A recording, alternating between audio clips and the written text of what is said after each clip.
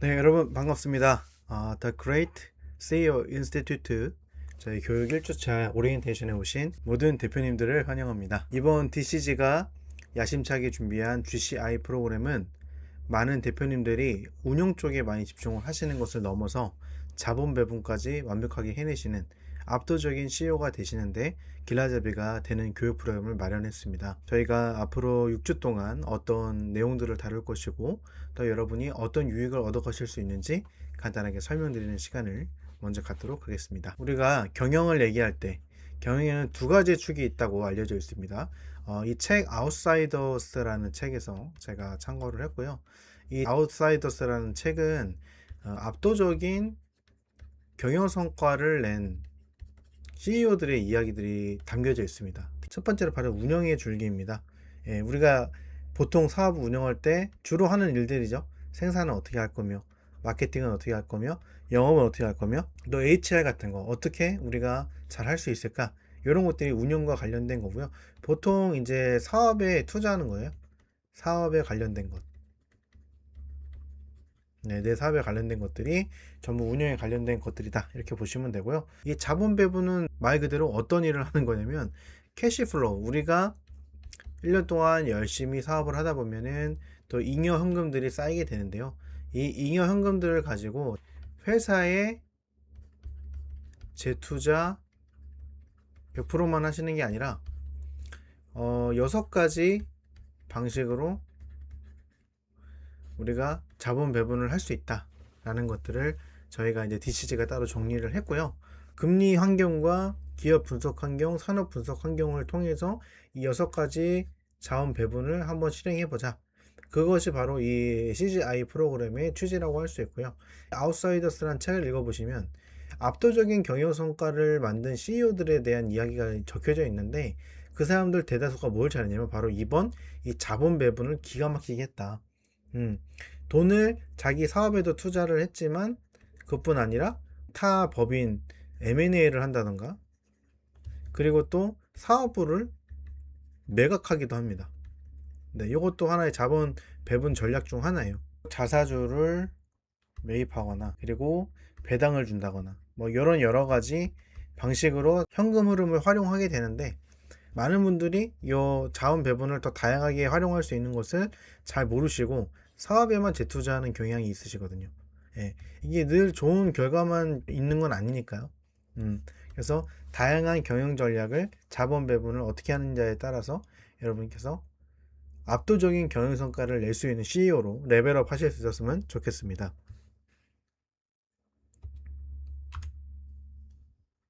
자, 그래서 이제 경영에 관련해서 우리가 조금 더 알아봤으면 좋겠는데요.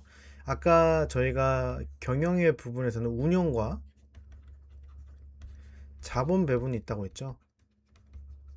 네. 근데 이 운영 부분은 사실은 아웃소싱이 가능합니다. 실제로 많은 CEO 분들이 아웃소싱을 하고 계시고요. 뭐 작게는 지사장님들 이것도 아웃소싱이죠. 네. 그리고 많게는 이제 COO, 본사에도 COO라는 분을 두고 보통 이제 이것들은 분업을 하죠. 근데 이 자본 배분 분야는 분업이 안 됩니다. 이건 아웃소싱이 안 됩니다. 말 그대로 CEO가 전적으로 체크를 해야 되는 분야예요. CFO가 할 수 있는 일이 아닙니다.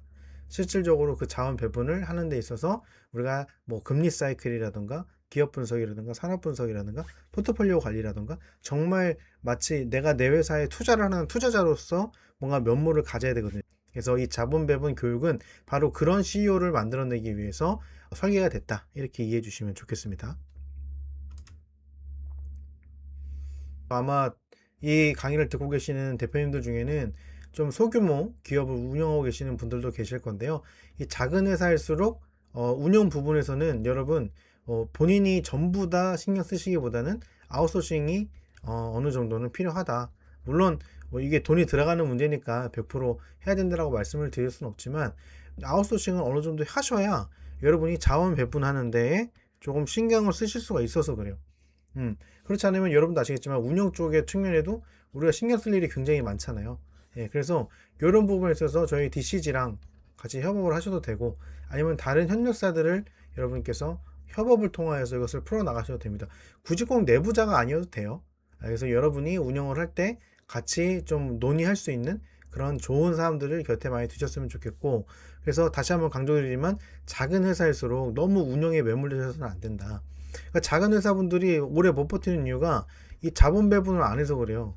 내가 돈을 벌면은 뭐 10%라도 떼가지고 노란우산 공제라던가 뭔가 자본 배분 전략을 좀 활용을 하셔야 되는데 전부 다 사업에 재투자를 해버려요. 그러면 사업이 금리 사이클에 따르면 이 사업이 잘 안 될 때도 있거든요. 특히 고금리 시기 같을 때는.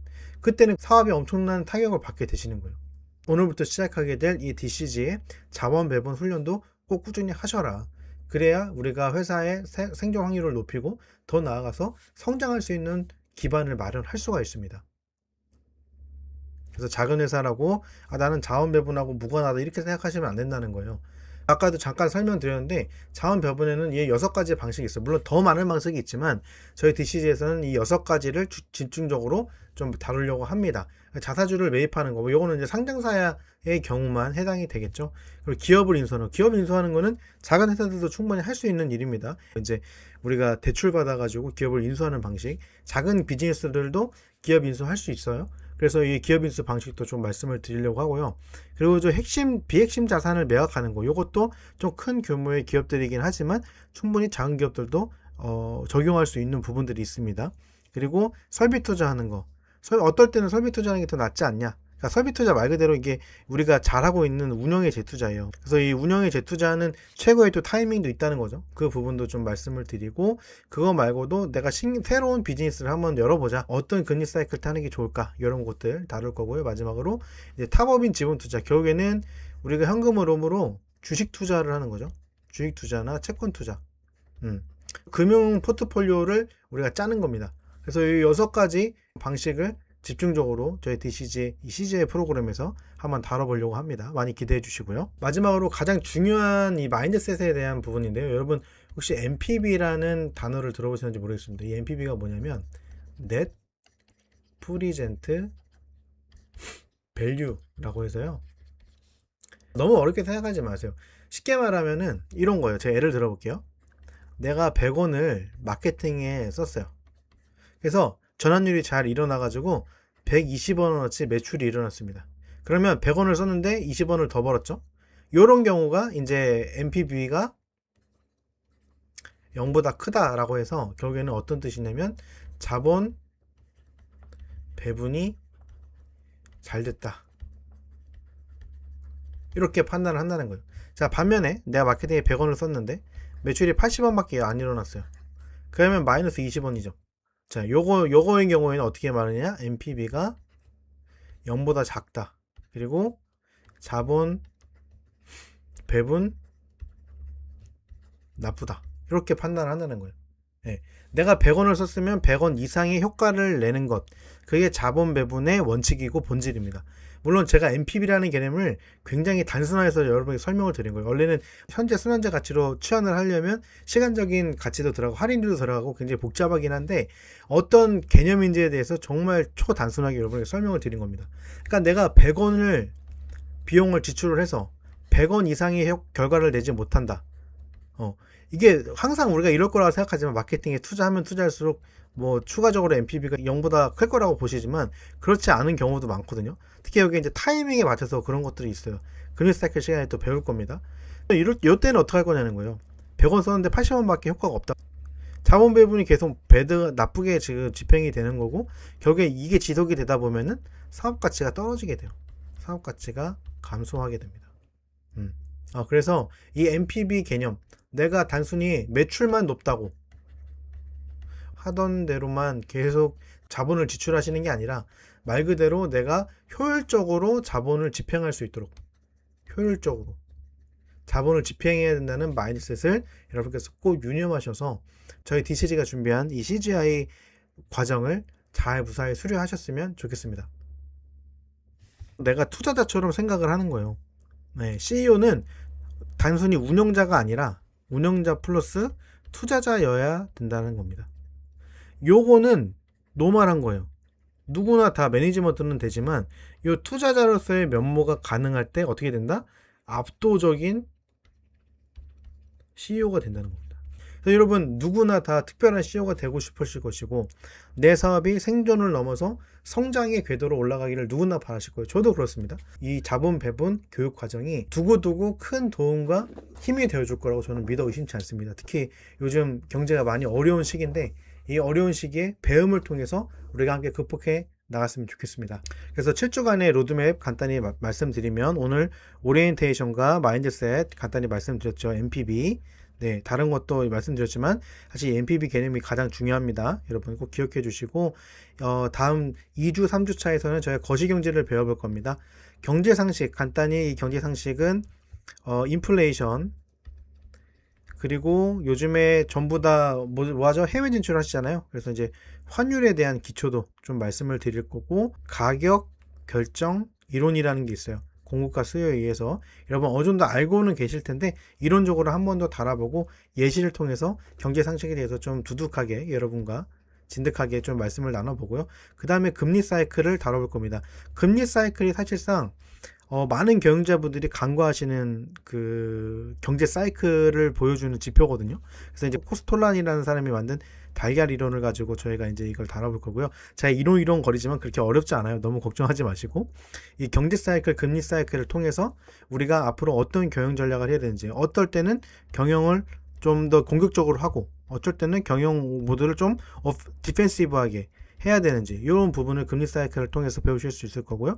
또 이것이 나중에 자본 배분하는 데 있어서 타이밍이 참 중요하잖아요. 우리가 투자라는 게. 그래서 타이밍을 여러분께서 좀 판단하시는데 금리 사이클이 많은 도움이 될 겁니다. 그리고 4주부터 5주부터는 기업과 산업 분석을 해볼 겁니다. 산업 분석에서는 밸류 체인이라고 해서 특별하게 여러분에게 산업 분석하는 방식도 저희가 공유를 드릴 거고요. 기업 분석은 이제 사업 보고서 같은 거, 전자고 시스템을 통해서 사업 보고서를 통해 재무제표와 또 사업 보고서 내에서 우리가 어떤 트렌드들을 체크하는 방법을 여러분에게 자세하게 말씀드리도록 하겠습니다. 6주에서 7주 차에는 실전 자본 배분 전략을 6가지 자세하게 다뤄볼 거고요. 마지막으로 법인 금융 포트폴리오, 말 그대로 주식이나 여러분께서 채권 같은 거 투자를 하시게 될 텐데 이때 어떤 방식으로 어떤 비율로 우리가 안전하게 효과적으로 자본 배분을 해 나갈 수 있을지에 대해서 저희가 설명드리도록 하겠습니다. 네, 오리엔테이션은 여기까지고요. 여러분 다시 한번 용기 내서 또 시간 내서 저희 DCG의 자본 배분 학습 프로그램에 참여해 주셔서 너무 감사합니다. 앞으로 여러분과 저희가 가지고 있는 프레임워크를 통하여서 여러분의 경영 환경 개선에 도움이 되고 무엇보다도 압도적인 CEO로 거듭나시고 레벨업 하시는데 많은 도움이 되실 거라고 확신합니다. 많이 기대해 주시고요. 그럼 다음 주에 뵙겠습니다. 감사합니다.